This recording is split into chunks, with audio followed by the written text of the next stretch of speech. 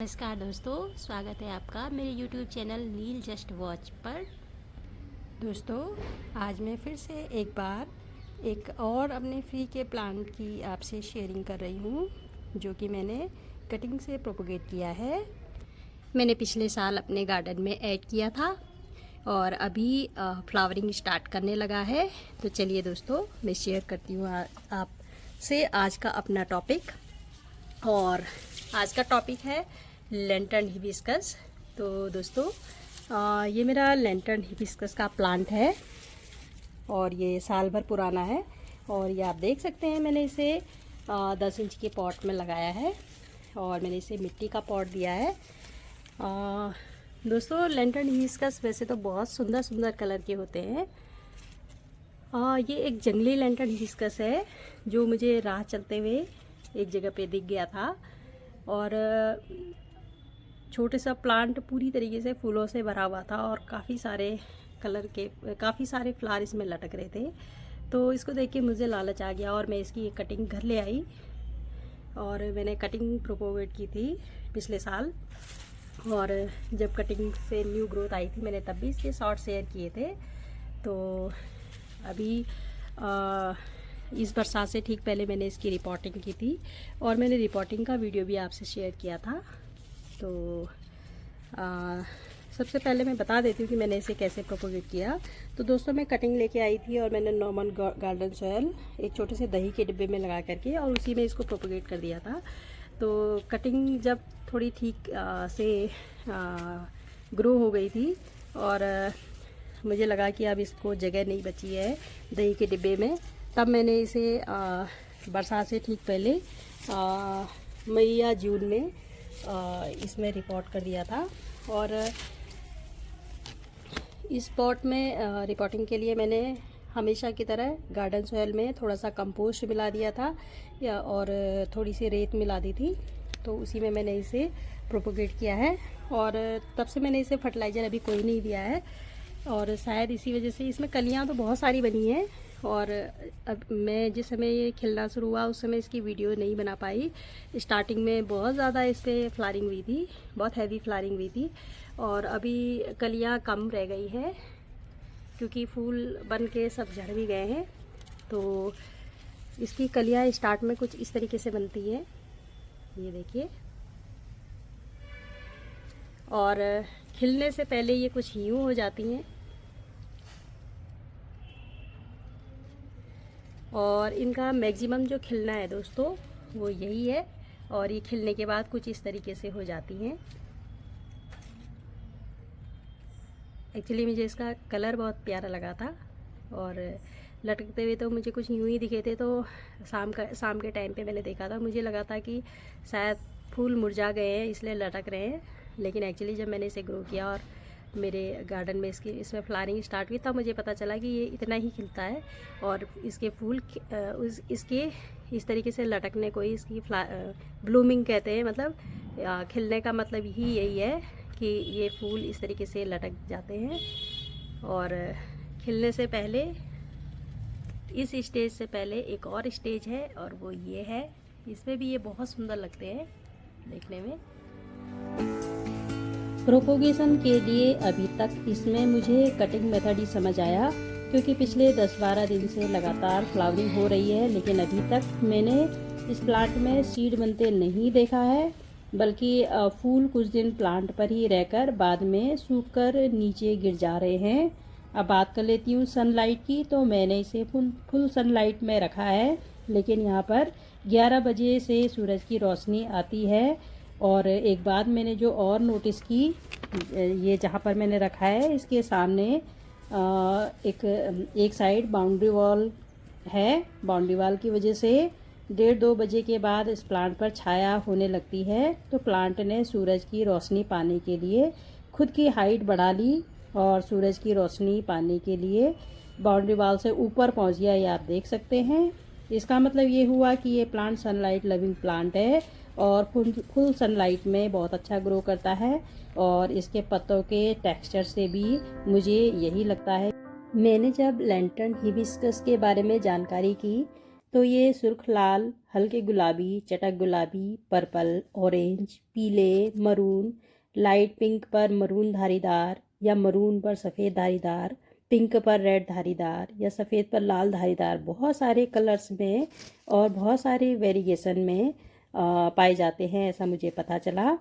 और हाँ, मैंने जो सर्च किए उनमें से कुछ तो परफेक्ट लालटेन के शेप के थे, जो देखने में बहुत ही खूबसूरत लग रहे थे। लेकिन ये वाला शायद जंगली है, इसलिए उतनी अच्छी शेप में तो नहीं है, लेकिन इसका सुर्ख लाल रंग तो मुझे बहुत पसंद आया। मैं तो इसे लैंटर्न हिबिस्कस ही समझती थी, पर जब मैंने इसके बारे में जानकारी की इंटरनेट पर, तो मैंने पाया कि इसे रेड चाइनीज लैंटर्न हिबिस्कस नाम दिया गया है। अपने इस प्लांट से पहले मैंने गार्डन रूफटॉप नर्सरी स्टाइल, जो मेरे वाइटी फ्रेंड हैं, उनके चैनल पर लैंटर्न हिबिस्कस की वीडियो देखी थी। और उनके पास जो लैंटर्न हिबिस्कस है वो शेप में इस मेरे वाले लैंटर्न हिबिस्कस से बहुत ज़्यादा खूबसूरत है, पर कलर में तो मैं अपने वाले को ही ज़्यादा नंबर दूंगी। और इसके लिए मैं माफ़ी चाहती हूँ garden rooftop nursery style sir से। और नॉर्मल हिबिस्कस से इसमें मुझे फूलों के खिलने के पैटर्न में ही अंतर दिख रहा है। पत्ते भी इसके दिखने में तो गुड़हल जैसे ही हैं, लेकिन अगर आप टच करेंगे इन्हें तो गुड़हल के पत्तों से थोड़ा सा ये पतले हैं और थोड़ा खसखसे से हैं। फूल खिलने पर खुलने के बजाय इसमें लालटेन यानी लैंटर्न की तरह लटक जाते हैं। शायद लैंटर्न हिबिस्कस की यही खास बात है। हालांकि बिना खिले भी ये फूल सुंदर ही लग रहे हैं। और रोज़ एक साथ प्लांट पर कई कई फूल खिल रहे हैं। कलियां भी इस प्लांट में भर भर के बनी थी और काफ़ी अब खिल भी चुके हैं, खिल के गिर भी चुके हैं। फ्लावरिंग इसमें काफ़ी हो रही है। पहले दिन इसमें काफ़ी फूल खिले थे, लेकिन मैं किसी वजह से कैप्चर नहीं कर पाई थी वीडियो। लेकिन प्लांट मुझे ये थोड़ा सा हेल्दी नहीं लग रहा है अब, क्योंकि इसके पत्ते कुछ पीले से दिख रहे हैं मुझे। और रीज़न मुझे ये समझ में आ रहा है कि मैंने बरसात से पहले इसे जब रिपोर्ट किया था, तो तब ही मैंने गमले में गार्डन सॉइल के साथ कुछ काउडंग कंपोस्ट मिलाया था। और तब से अब तक बरसात बीत चुकी है और मैंने इसे कोई फर्टिलाइज़र भी नहीं दिया। और बरसात के पानी की वजह से थोड़ा सा इसमें फर्टिलाइज़र भी अब कुछ बह गया होगा, कुछ प्लांट ने कंज्यूम कर लिया होगा। शायद ये हैवी फीडर प्लांट है और तभी इसमें इतनी सारी कलियां बनी हैं।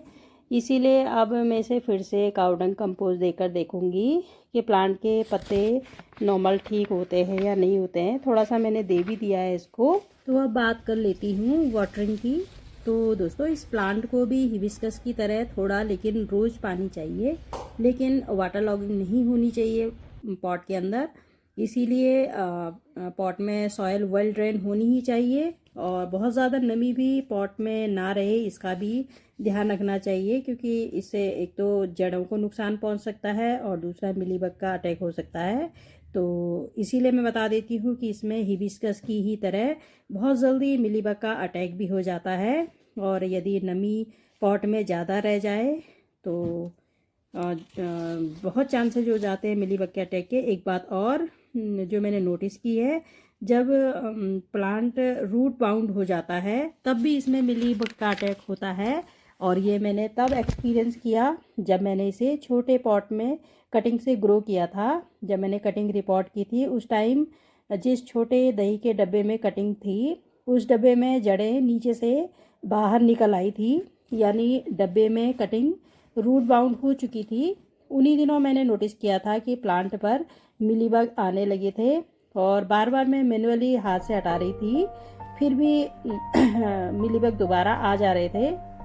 लेकिन जैसे ही मैंने प्लांट को बड़े पॉट में शिफ्ट किया, उसके बाद मिलीबग आने बंद हो गए। हिबिस्कस की तरह ही ये भी पेरिनियल प्लांट है, यानी एक बार आपके गार्डन में आ गया तो सही देखभाल के साथ ये सालों साल चलेगा। इसकी ग्रोथ अगर लगातार होती रहे तो ये भी बड़े पेड़ का आकार ले लेता है। इसीलिए इसको भी प्रूनिंग की ज़रूरत होती है। मैंने सही टाइम पे इसकी प्रूनिंग नहीं की, तो आप देख सकते हैं कि ये करीब 3 साढ़े 3 फीट का हो गया है जबकि सही तरीके से प्रून करके मैं इसे मिनिएचर की तरह रख सकती थी। लेकिन अब क्योंकि अभी इसमें लगातार फ्लावरिंग हो रही है और अभी काफ़ी सारी इसमें कलियां भी हैं खिलने के लिए, इसलिए मैं इसे अभी प्रून नहीं करूँगी। और जब कलियां ख़त्म हो जाएंगी तो बसंत ऋतु यानी जनवरी फरवरी में इसे प्रून करके शेप देने की कोशिश करूँगी।